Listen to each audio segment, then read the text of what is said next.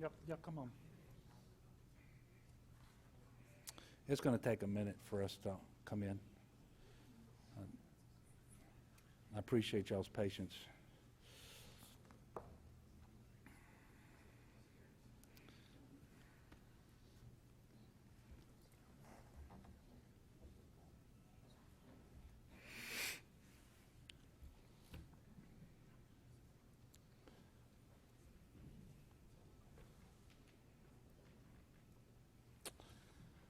Okay, I think we're all here. I want to start by just wishing you all a good afternoon and thanking you for being here. And I want to also start by saying how proud I am of the peaceful and passionate protests that have taken place here in Baton Rouge, despite the tragic circumstances that surround us. The ability of our citizens here to exercise their First Amendment rights is critically important, and we expect this to continue in a peaceful manner in the coming days. But it is incumbent upon all of us in this community to peacefully express our views. This is, after all, our community. Much of the credit for why things have remained calm and peaceful and lawful following the tragic incident belongs to the family members of Alton Sterling, his Aunt Sandra, his son Cameron, and Kenyatta. And they are here with me, and I want to thank them for being here. In times like this, they actually have the strongest voices against violence in the community. And I know that it's tough on them, but we are very grateful that they have played such a critical role throughout this process by insisting that we remain calm, that we remain peaceful, and that our actions be lawful. And by insisting that violence is not the answer, not now, not ever. I'm also extremely appreciative of the dozens of church and community leaders who are ensuring that the vigils and demonstrations remain peaceful as well. And I'm reminded of Matthew chapter 5, verse 9. Blessed are the peacemakers, for they will be called the children of God. Now, with that said, I am also mindful of the events that took place in Dallas last night and early this morning. The fact of the matter is it's an American value and a fundamental constitutional right to freely express our views, to assemble, to speak, and that's what's been happening until last night when the inexplicable actions of a madman took the lives of 5 police officers and injured many others. A peaceful demonstration that was meant to honor the lives lost and ensure that justice ultimately prevails was interrupted by a hateful act of violence. Like you, I am horrified and heartbroken by what I've seen. The irony is that the officers in Dallas lost their lives protecting the right to peacefully protest. They were doing what their job requires of them, keeping people safe, and the attendants gathered there were doing what they felt they needed to do, and that was give voice to their grief and their concerns during this troubling week of tragedy. So I think the best way that we can honor the memory of the Dallas police officers, as well as Alton Sterling and Minnesota's Philando Castile, is by not allowing violence to tear apart any more families. Throughout this week, I've been encouraged by the peaceful nature of the Baton Rouge community, as I said, under very difficult circumstances. I'm proud of the voices like those of Sandra and Kenyatta, who, despite their overwhelming grief, are reminding people that violence is not the answer.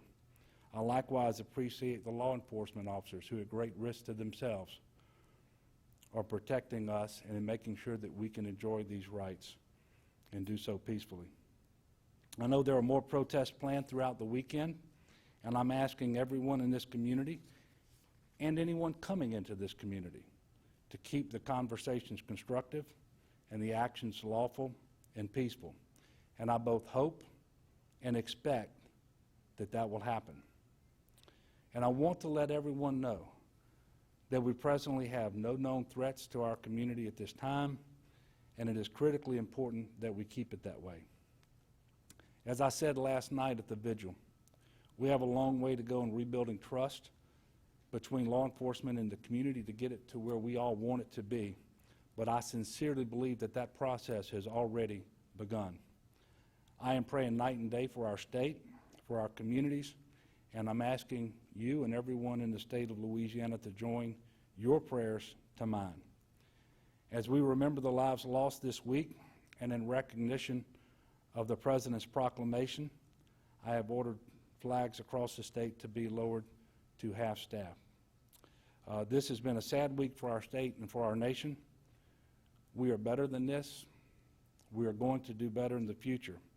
I know we're going to come out of it stronger, but that's going to take a recommitment on all of our parts to make that happen. It's not going to happen if we don't insist on it and conduct ourselves in a way that makes it happen. So again, I want to thank you for being here, and I do have time for a couple of questions if you have them. Yes, ma'am. There's been a lot of remarks about there's not a very visible police presence at the site of the demonstrations that have been going on at the store. I was curious if you could speak to whether that's intentional and kind of what the plan is. Well, I would think that the bigger story should be about the peaceful manner in which the folks are gathering there and conducting themselves, and the lawful manner, and the fact that we have not had a single act of violence in Baton Rouge after the tragic incident that is related to the incident. And so long as that remains the case, I see no reason to question what law enforcement's doing.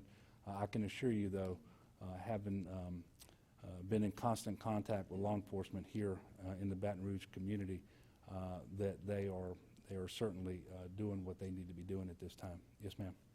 In terms of the ongoing investigation that is being done, where do things stand with the Department of Justice, and what is the state police's role in helping the Department of Justice?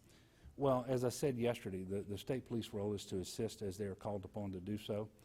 This investigation is going to unfold over the coming days and weeks, and these things take on a life cycle of their own.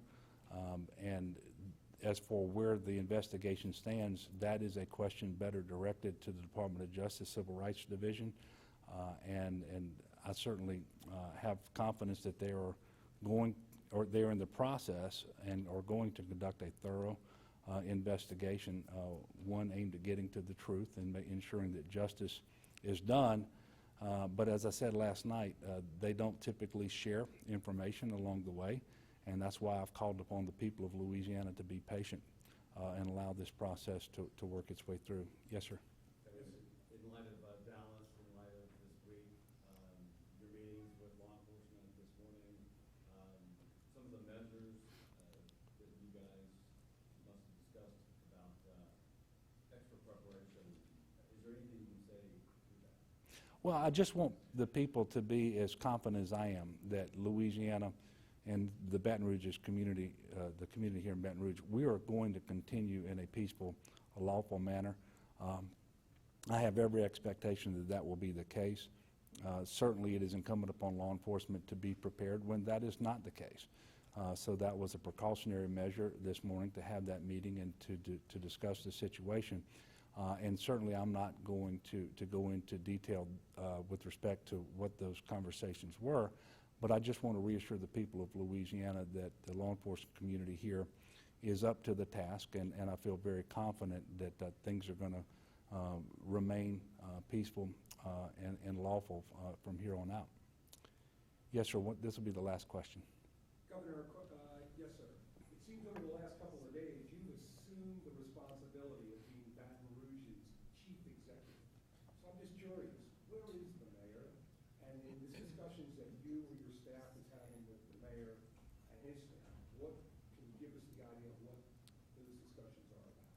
Well, first of all, I'm the governor, and I don't want to be mayor. In fact, I've got my hands full being governor right now.